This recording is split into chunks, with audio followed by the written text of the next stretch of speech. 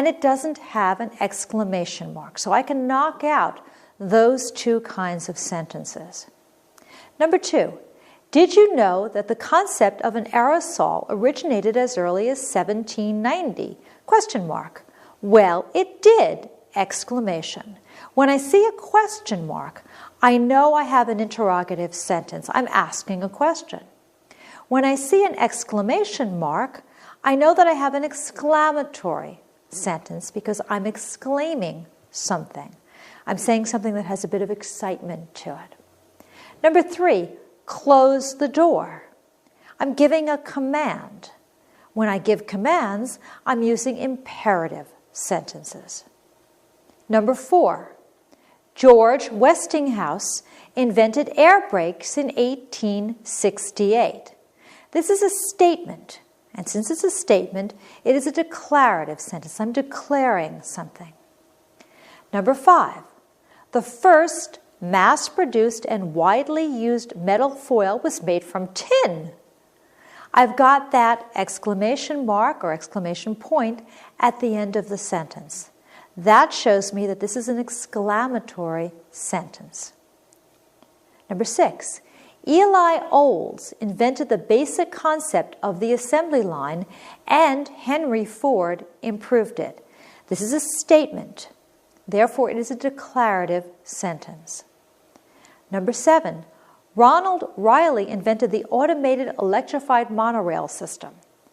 I put the exclamation mark there that made this an exclamatory sentence.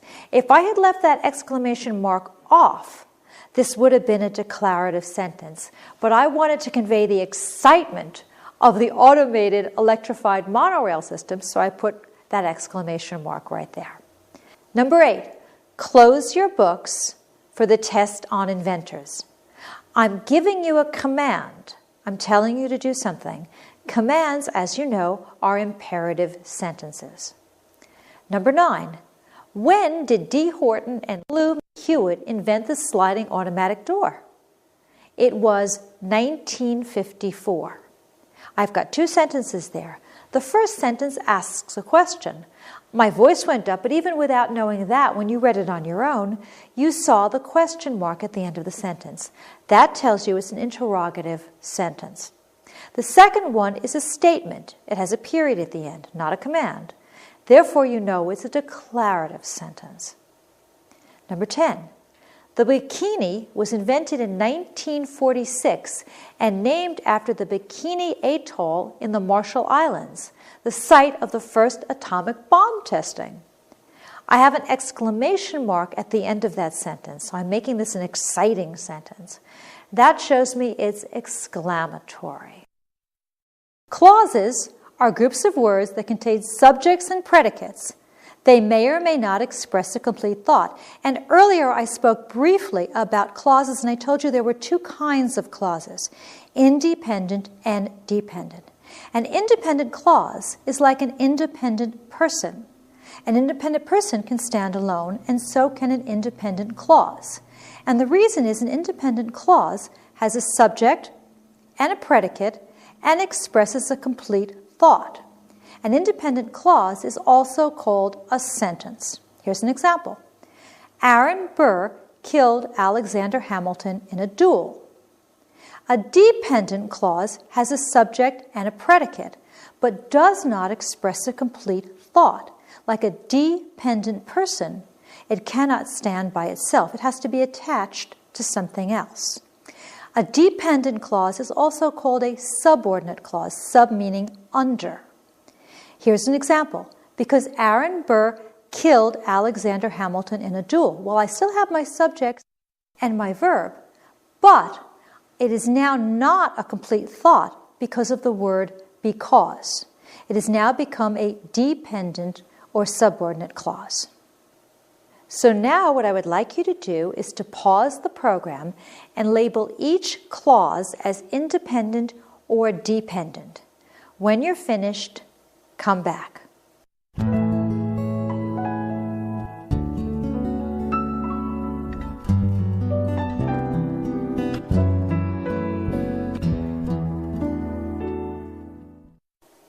Now remember, You can't tell whether a clause is independent or dependent by its length.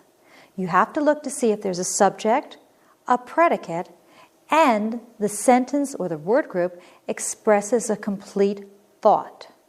Let's look at number 1.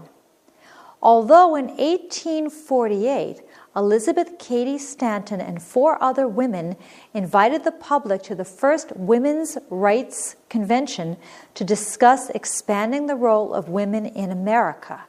That's long, but that is not an independent clause. That is not a complete sentence.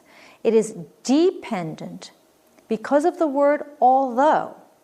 When I see that subordinating or dependent conjunction, I know that that cannot be a complete sentence because I am subordinating that word group, that clause, to something else. So this is dependent. Number 2, at the end of the 2 days, 100 people made a public commitment to work together to improve women's quality of life. This is a complete thought. This has a subject, a verb, and expresses a complete idea. So this is an independent clause. Number 3, since more than 1,000 miles of trail ruts can still be seen today in the vast, undeveloped West, reminders of the greatest mass migration in U.S. history. Because of that word since, that subordinating or dependent conjunction, this is not a complete sentence. This is a dependent clause.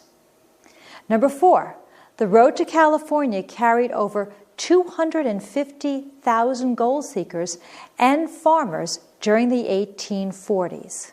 That's a complete sentence. It has a subject, it has a verb, and it expresses a complete thought. That's independent. Number 5, in central Colorado lies one of the richest and most diverse fossil deposits in the world.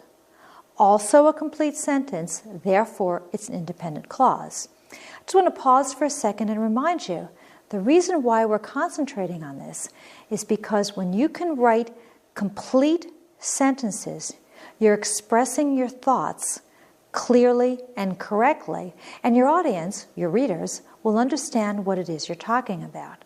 Sometimes you're going to want to use dependent clauses. Sometimes you're going to want to use independent clauses. You're going to want to combine them in the ways that best express your ideas. But it's very important that you're able to recognize which is which so that you can use them correctly. Number 6, a Stamp Act is a law enacted by a government that requires a tax to be paid on the transfer of certain documents, such as property deeds. Complete thought, has a subject, Stamp Act, has a verb, is, therefore it is an independent clause.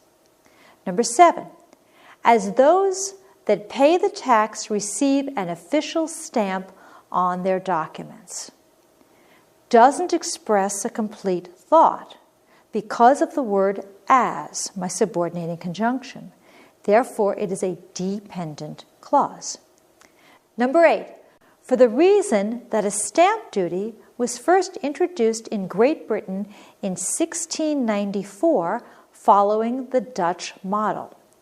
The words for the reason that tell me this is a dependent clause. Without those words, I have an independent clause.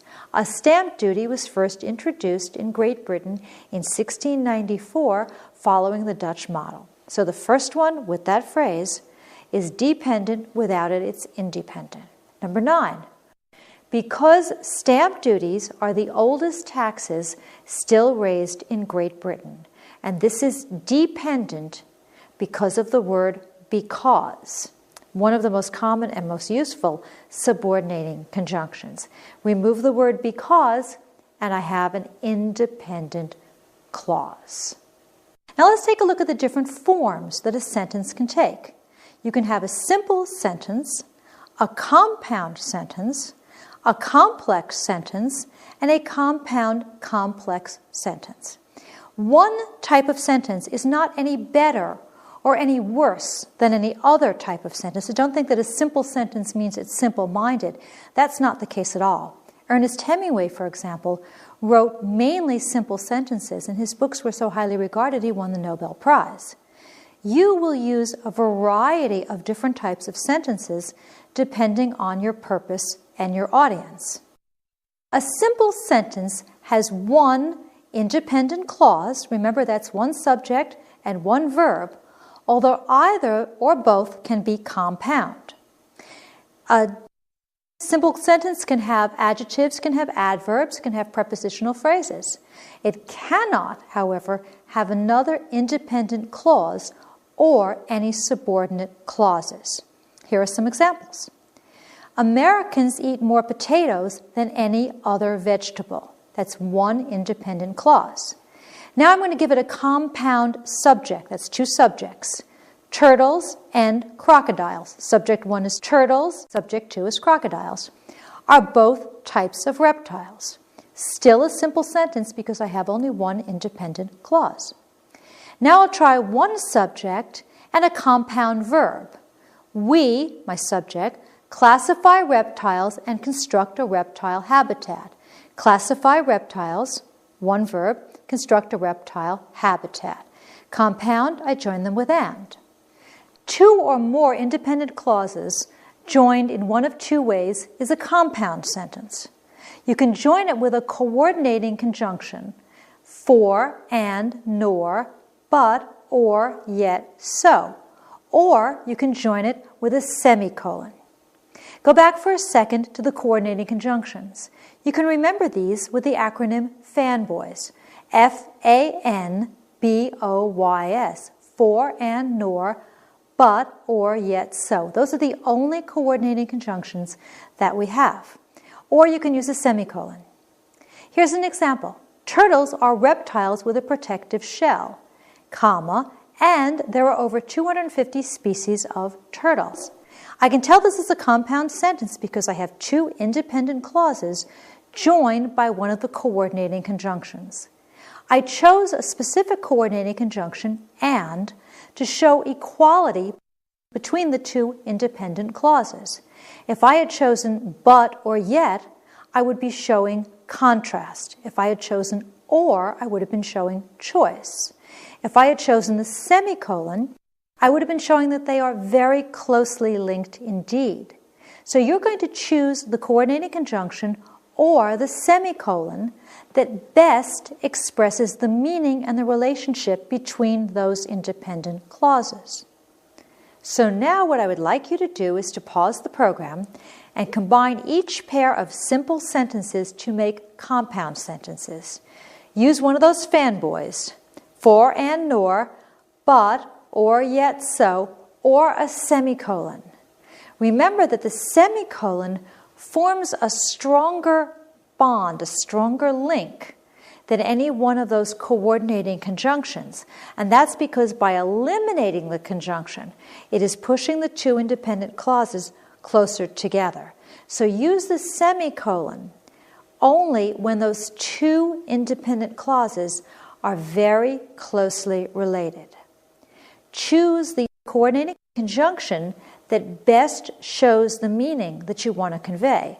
For example, and shows an addition, but shows contrast, or nor show choice, and yet shows contrast. Then come back.